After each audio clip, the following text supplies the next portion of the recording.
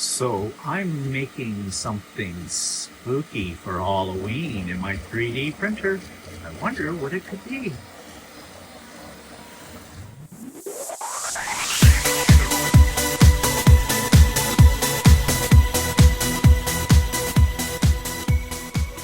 Good morning, everybody, and welcome to my weekly vlog. I am Stephen of the Idiot Quilter, and this is September the 15th, 2025, and it is vlog number 422. And let me get myself comfortable and situated in, and let's take a look at what I've been working on. And I've been working on a whole lot of things this week. Nothing done, though. And let's take a look. Here we go. Okay, there it is. Stormy Sea, still working on it. The block 4 from the left in the top row, that's the latest block. I have 3 more of those to make, and they're the ones that take the fancy ruler. And I've talked about that on the Idiot Quilter, and I'll talk a little bit more about this on the Idiot Quilter this week as well. This is just a sneaky peek. And let's go to the next thing.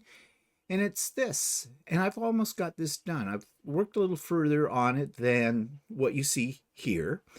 This is the Abracadabra panel, which is very difficult to get here in my area. But Mona, one of my subscribers, you may know her better as Balloonist, she was able to locate one, and she very kindly gifted this to me, sent it to me up from the States. So thank you very much, Mona. That was a very, very thoughtful thing to do. And now I can get on with the quilt. And as I said, I've gotten further with it than what you see here.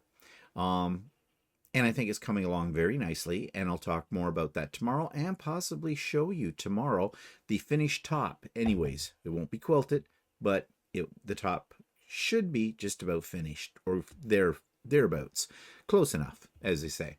Okay.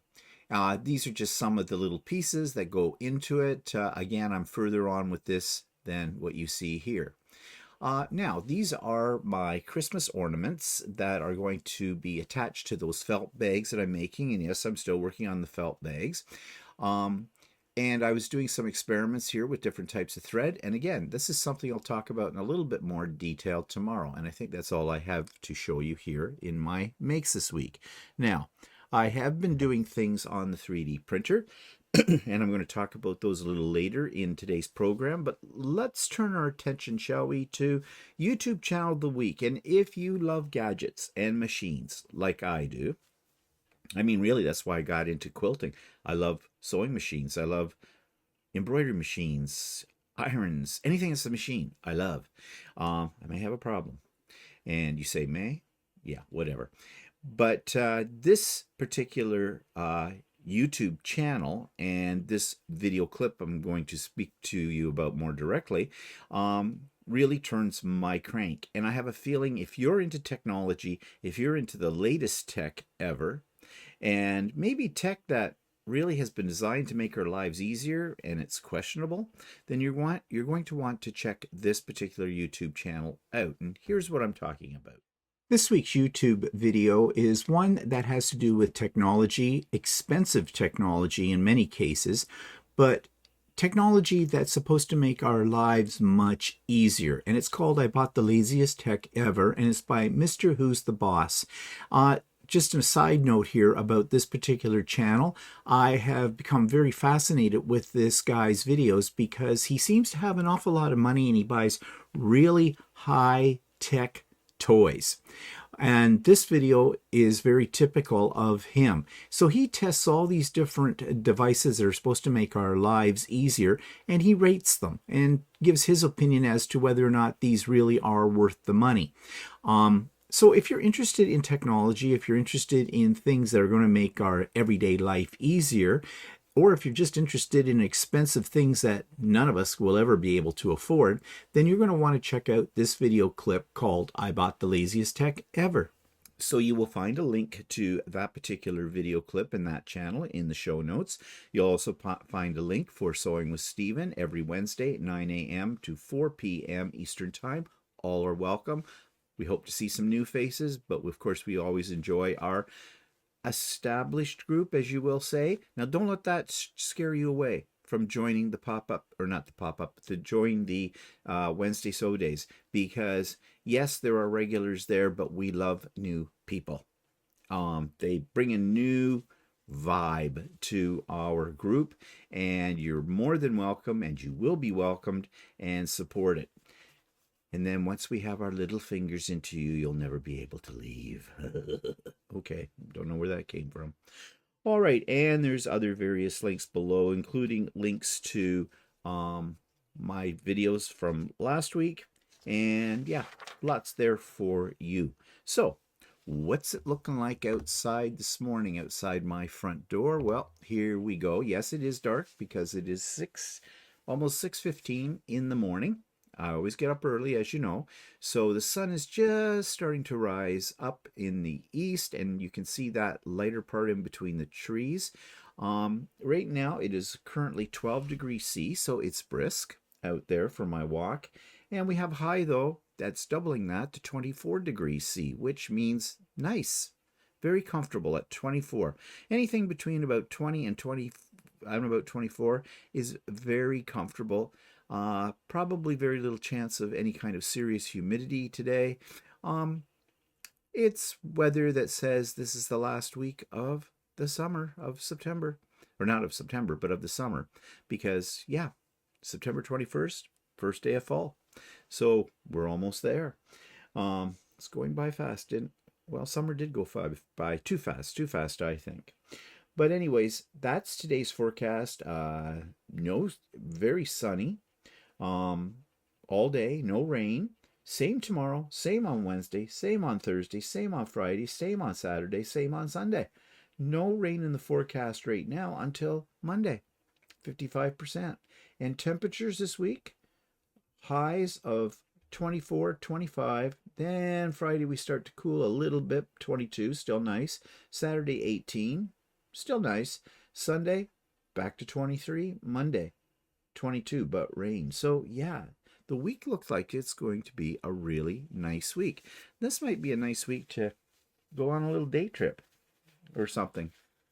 I've been kind of wanting to go on a little day trip. I don't know where, but I'll have to speak to his lordship, my chauffeur, and see if there's someplace he'd like to go. Just, yeah, when it's weather that's still this nice, it's kind of like get out when you can, because the cold weather is just around the corner. Okay, so that takes me to what's pissing me off this week. Well, I have a little story to tell you.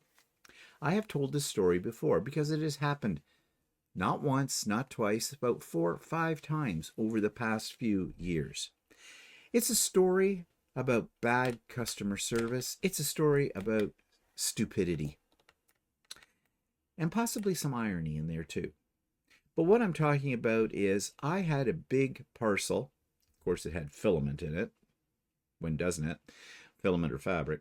And delivered. Well, I ordered it and it came. Now, generally speaking, boxes like that, the mail person, she usually brings it to the door, leaves it on the step, or actually rings the door in some cases, and I have to sign for it. And that's fine and dandy. But generally speaking, our mail goes into a community mailbox. And in that community mailbox are a couple of parcel compartments that are bigger than our letter slots. And that's where they put parcels that will fit in there for us. And then they leave us a key. And we can open it up, get our parcel, drop the key into the mail slot, and away we go. That's what is supposed to happen. That's what usually happens, but not this time. This time, Walter went down to the mailbox. There the box was. He could see it. He tried to take it out. He could not take it out of the box, out of the compartment, parcel compartment, because it was too big. Now you're going to say, well, if it was too big, how did they get it in there in the first place? Good question. Well, you see, the way the community mailboxes open up is that the whole front panel, this massive panel at the front, is unlocked by the postal worker, and it all swings out, and all the slots in these compartments are revealed, and they stick all their things in there, and then they slide the door back and lock it up. In the process, though, of doing that, the way these mailboxes are designed is, well, yeah, the box would just fit there was about 1/8 of an inch all the way around the outside edges of it, but not enough to get your fingers in there and get a grip on it and pull it out. And Walter tried several things. He came back home. He said, I'm getting a couple of putty knives and tools.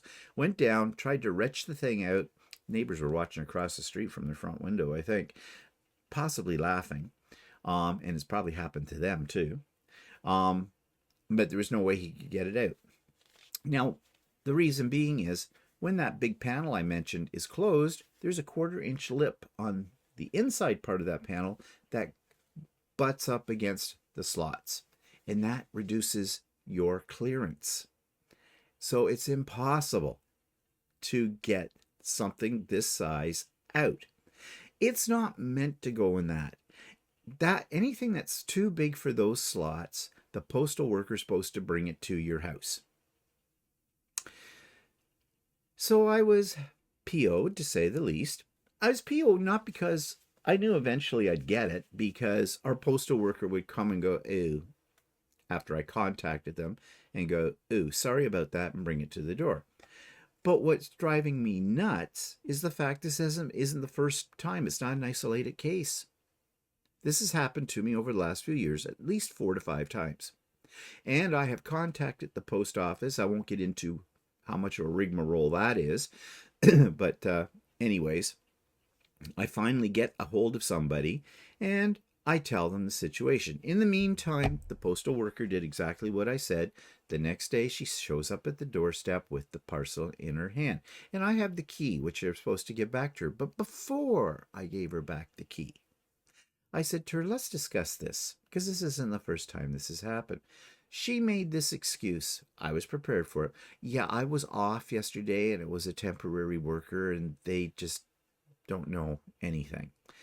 And I said, funny, because the last time this happened to me, that's exactly what you told me then. Is there a certain day of the week you don't work? No, I work every day of the week. And she's got this sheepish look on her face, and I'm looking right into her eyes.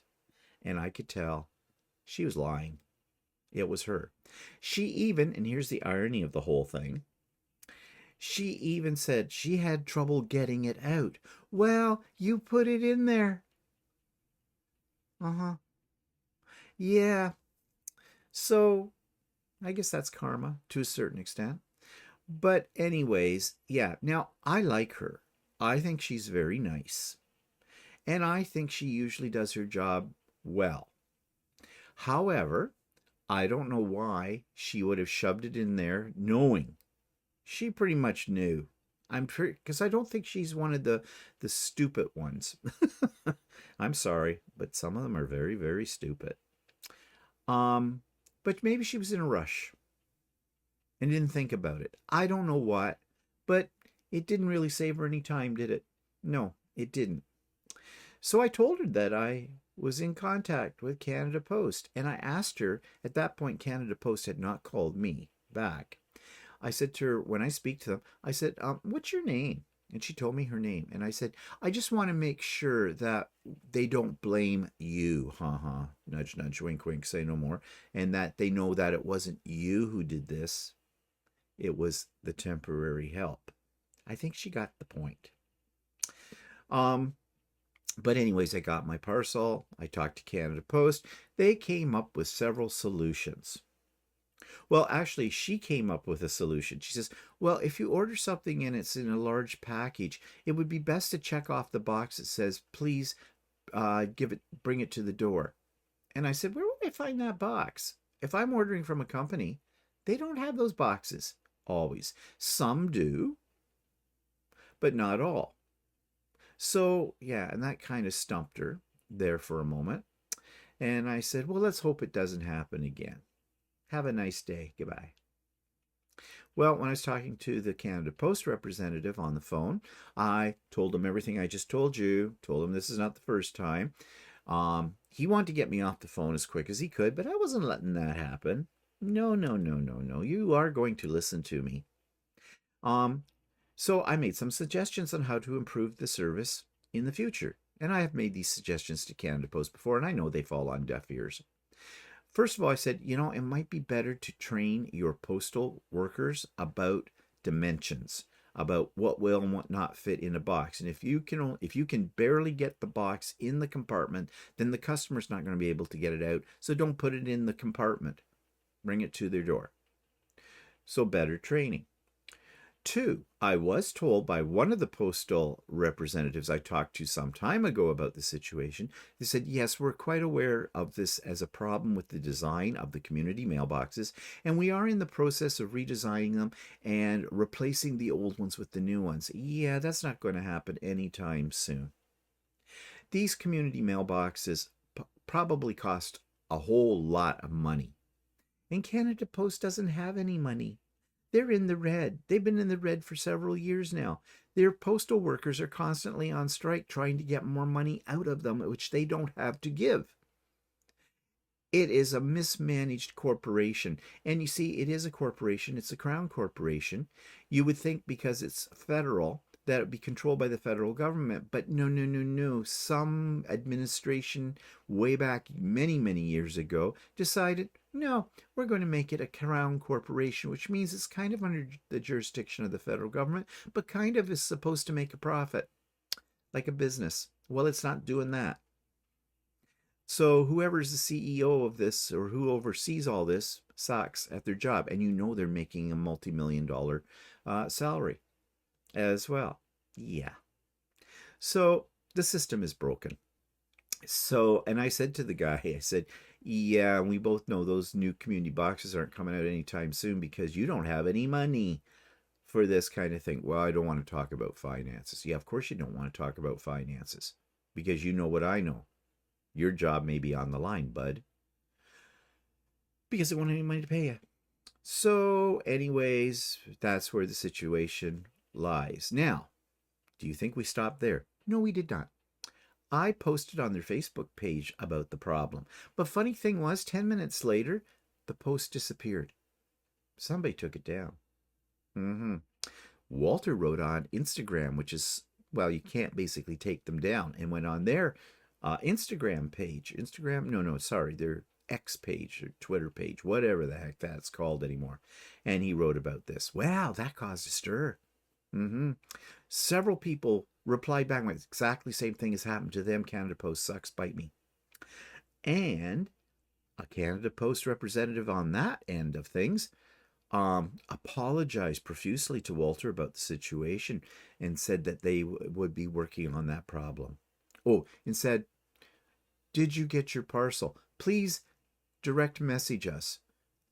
There's no address to direct message them. So Walter did write something back. I don't know what he wrote back, or he said he was going to, but, you know, eventually you just have to let it go because you can only do so much when you're dealing with idiots. And they are. They are idiots. Let's face it. Since they can't afford to pay their employees, they're not getting the creme of the creme working for them. So what does that leave? Idiots. Now, I'm sorry if you're a postal worker and you do your job to the best of your ability and do great service. And there are many of postal workers out there that do.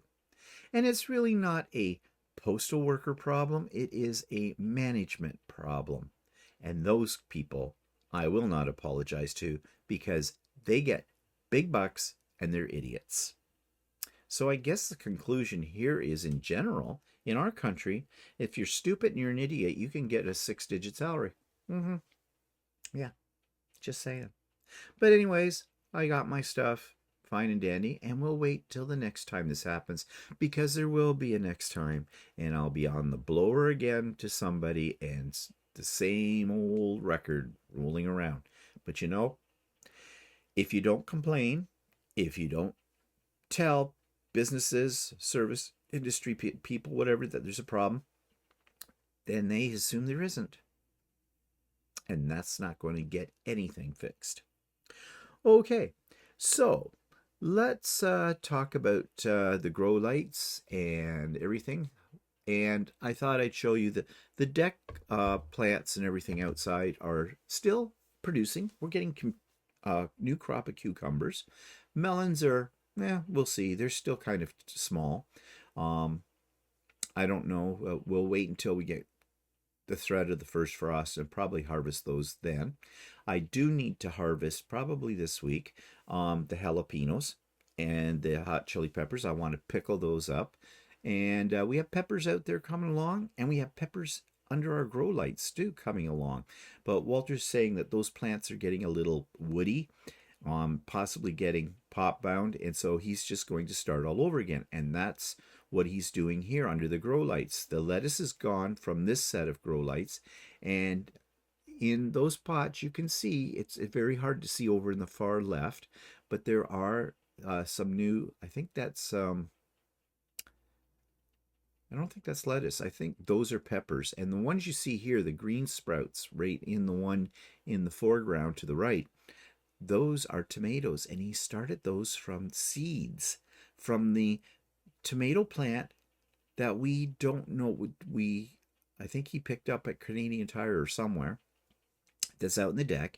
And it's a bush rather than growing up tall. It's kitchen tomatoes, basically, they call them. So he has started them. He took a couple of the tomatoes from that, harvested the seeds, did some reading about how to prep them for this, and he's planting them, and they're coming up. So we'll see what we get this time. Because we have grown tomatoes inside the house, and they work, but they get really spindly and fall over, and you got to stake them up, and they grow very tall. But these other ones are very low growing to the ground. So where our theory is, these might work better under our grow lights. We shall see. Meanwhile, we have a jungle of lettuce. There we go. And basil. And the two are intertwining. We're making a new hybrid. It's basil lettuce. Yeah, it's not. It's just that they've all gone kind of gnarly. So we need to get in there, trim out the stuff we can eat, get rid of the rest, and start new again in those pots. And then, yeah, our indoor peppers. And you can see the plants are looking a little, thick, grizzly, but we have these peppers on it. So once we harvest these peppers and everything, as I said, Walter's going to start anew with these. We have found that peppers under lights grow very, very well. We have not bought a pepper from a grocery store in months and months, which is just as well because you need to take out a small loan to get a green pepper anymore. So yeah, and you can see we have green, we have red, we have yellow, and we have orange. So it's just a corpiconia of peppers. Yeah. So everything is doing well under these conditions right now. Okay, so let's turn our attention to any new products. Well, I did buy some fabric at Ultimate Sewing because I'm working on a special project for my hairdresser as a gift at Christmas, and it's a weird color scheme. And if you want to know more about that and see it, then tune into IQ, Idiot Quilter.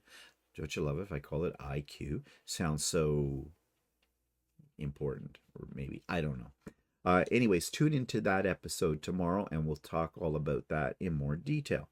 So that takes me to, can I print this 3D effing thing? Well, I've started working on Dracula's Castle. Here are some of the pieces. Just as a side note, those tables I cleaned all off in order to put the two older printers out there, which are off camera at the moment. I'm filling it up again. You know, those spools that are all sitting there are refillable spools, bamboo ones. But I've still got a ton of them. I have a cupboard full of them, and I have these. And they're starting to take over, and I need to do something about that. But anyways, just for the sake of I had to get them out of the way, these are some of the major pieces of Dracula's Castle. It's going to be quite large. It's still going to take a while for me to print everything with it.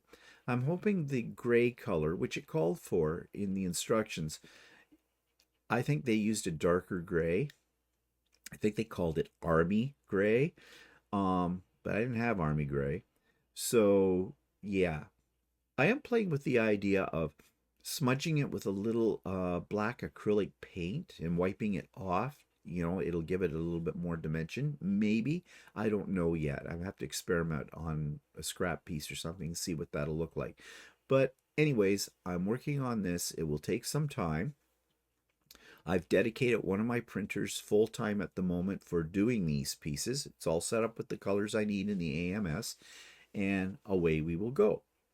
Now, as a maybe complementary pieces to this, I found these models on Maker World, and I'm printing them out. I've got a few others that I don't show in this picture that I just got off my printer.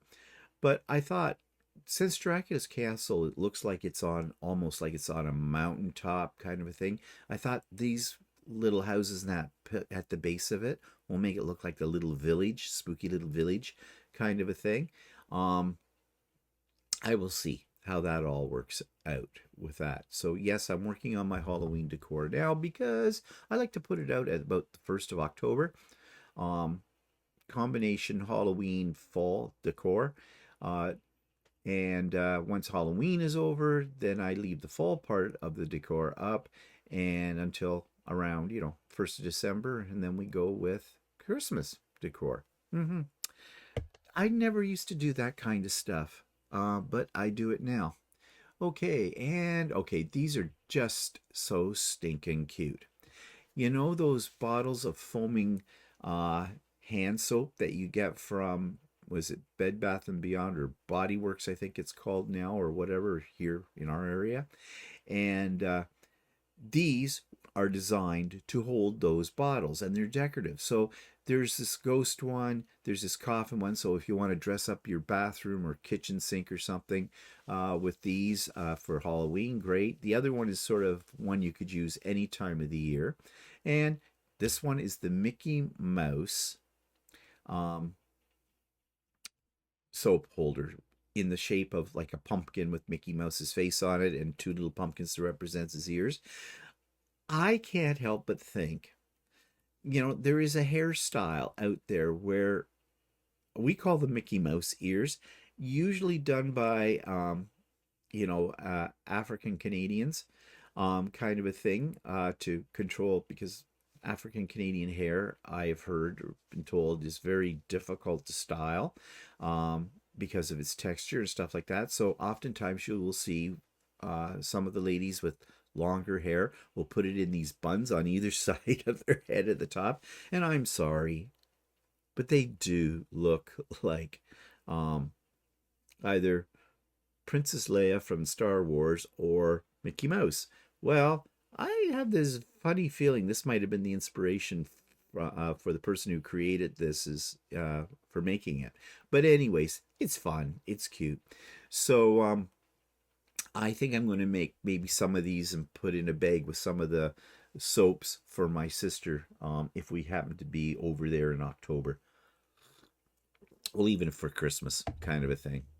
My sister kind of likes, seasonal decorations like I do as well. So, yeah. And these little guys. Okay, our next door neighbor I've mentioned got a new puppy, and they love dachshunds. Their other one that sadly passed away back half a year ago has been replaced by the new one.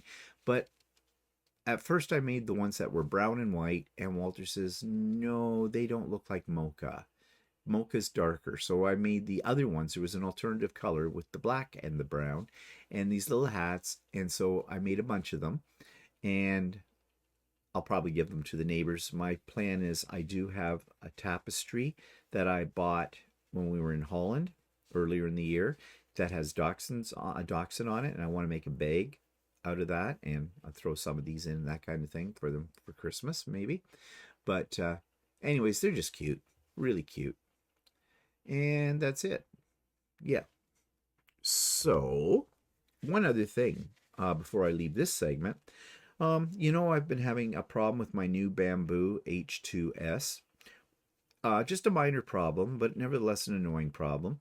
And I've been talking to Bamboo about this for the last 3 weeks, probably, back and forth. The problem is you should be able to wirelessly send whatever you create in the slicer to the printer. Well, I can, and it'll print, but I can't send it to the USB storage.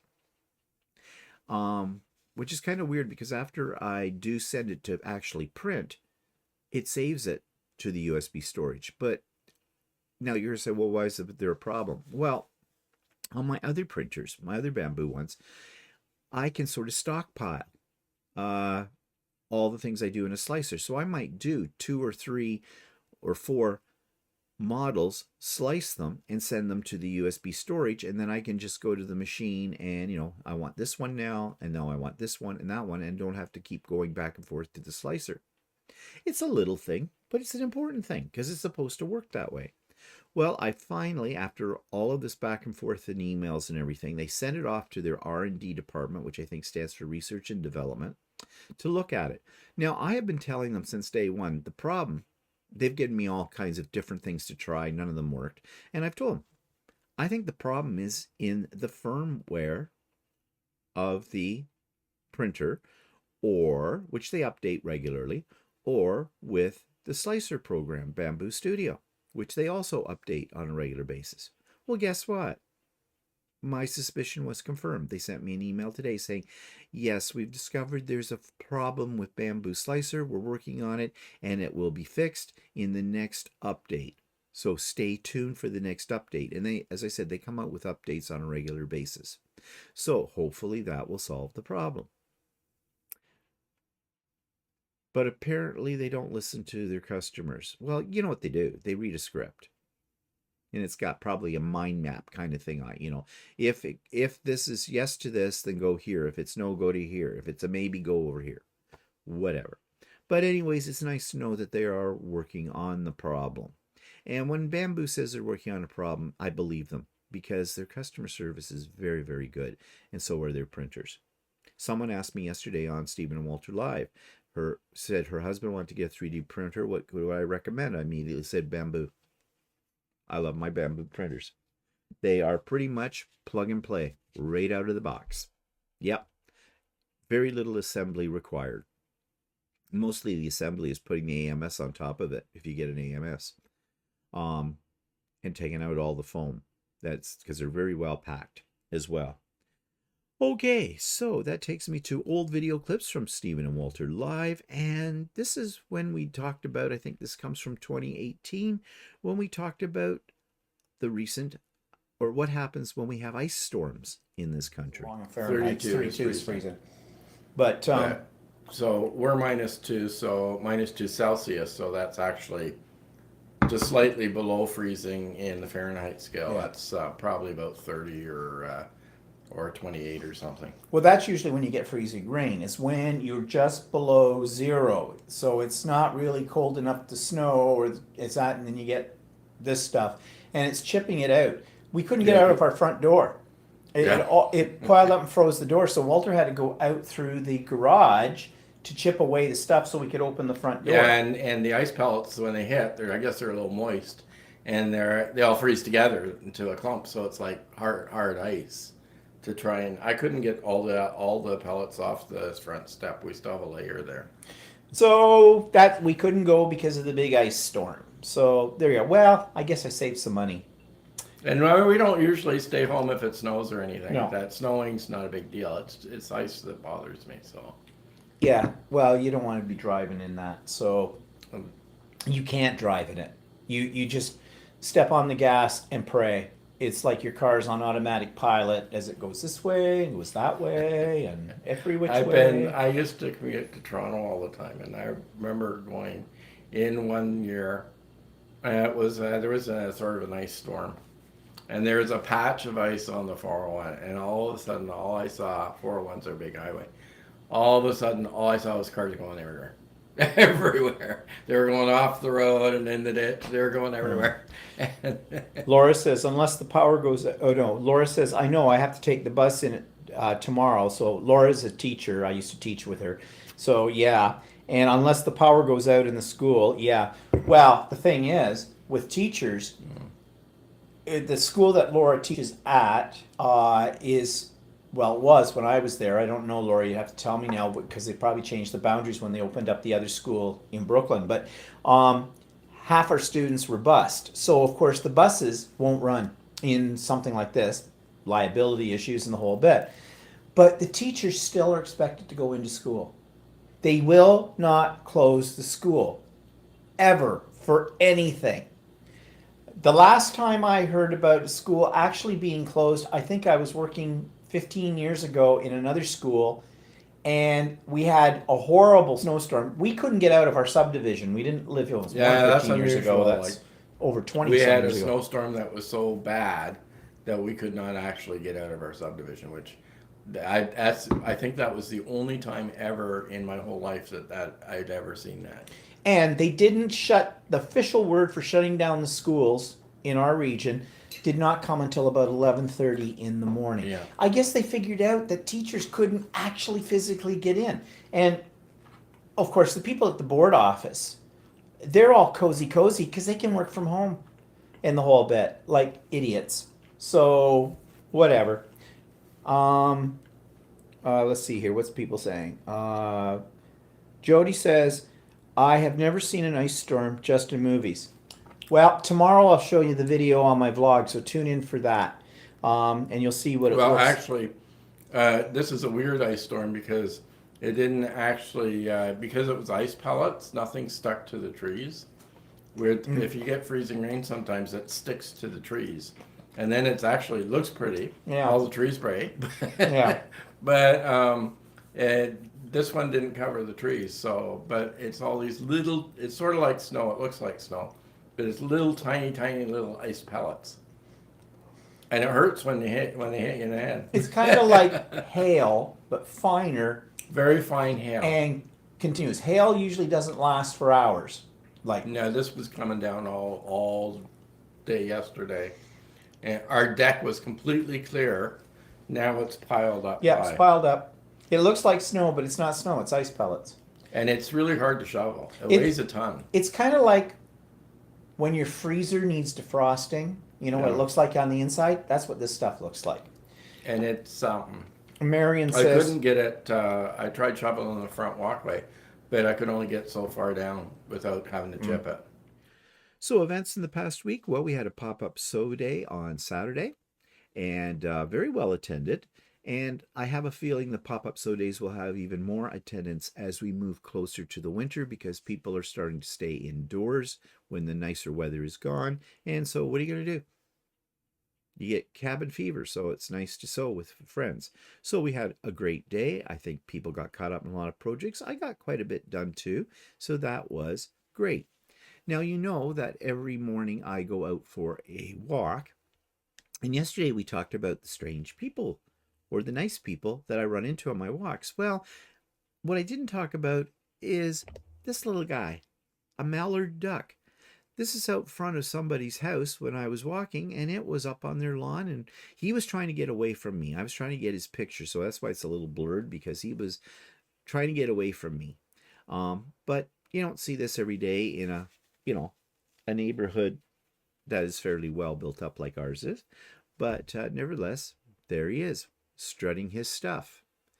And yeah, here is a sad sight. I took this last week on my walk.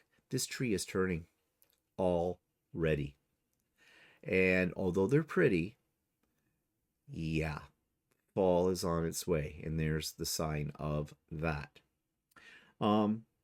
So anyways, what else last week? Well, I put up 5 jars of pickled peppers. And you're going to say, well, where are the peppers? They're in there. I also add onion, garlic, sliced up green and red and whatever other color of peppers that I have, and thinly sliced carrots as well. And it all goes into a brine, and I seal them, and I put them in the fridge, but they will last. Well, we just finished the last jar from last year. Good timing. So, yeah. And this is really good. It's great on a cracker. It's great in a salad. It's great even as a side dish in a pinch when you're, or put it on, you can put it on meat, on chicken, whatever. It's very versatile and it's very yummy. So yeah, very domestic. I'm pickling. And I think that's all I've got to show you up there. I do, so bring it back here. So that's it for this week on the vlog, but coming up, of course, is the retreat, my Idiot Quilter Fall Retreat, October the 25th. Mark it on your calendar. More details to come, but just to give you a little update, it's going to be a packed day. I've got Becca, of Sobecca and Ian of the Off Quilter Crafter. They're doing a combo presentation. I have a slideshow of quilts from people who will be attending, who register for the retreat. That's always a crowd pleaser. I have Adam from Adam Sews doing a presentation. I have a panel discussion amongst the three of them. And I now have John of Art East Co. Coming to speak about his latest projects and things like that. So it is going to be a packed day. This is going to be the best fall retreat ever of my retreats that I've had, because I've got, these wonderful presenters there. Will you have time to sew? Yes, you will. That's the beauty of something like this being virtual. You can be working away and listening at the same time to all of this. So yeah, just thought you'd like to know. I haven't put out the details yet. They're coming probably end of this month. And that will tell you everything you need to know about registering for it. And it is absolutely free. No strings attached. Absolutely free. Okay. So it's time for me to go for my walk and do other things that I need to do today. So I hope you have a great week and see you later on some of the other videos that I put up this week. Bye for now.